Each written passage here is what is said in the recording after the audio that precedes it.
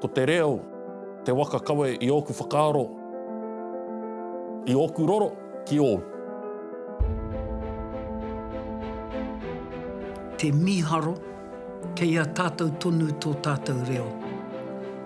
I te mea, ko tahi anō te reo, mō tātou katoa.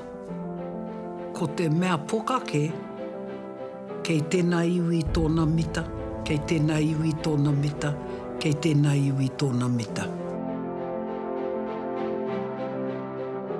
E mahara anau ki ngā kōrero a o mātou kaumātua. Haere, ākona te reo, aha koa nōwhea, kia mau i a koe hoki mai ki tō iwi. Ana, ki ko nā koe timatai ki te ako i tō reo ake. Ake ne kaore he mita.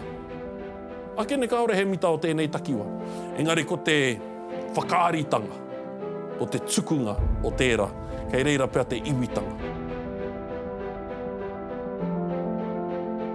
Kei te mita o te reo, kei reira, kia mōhiu ai, te kaihakarongo atu, nō hea koe.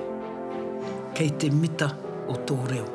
Engari he reo kotahi ke tātou katoa.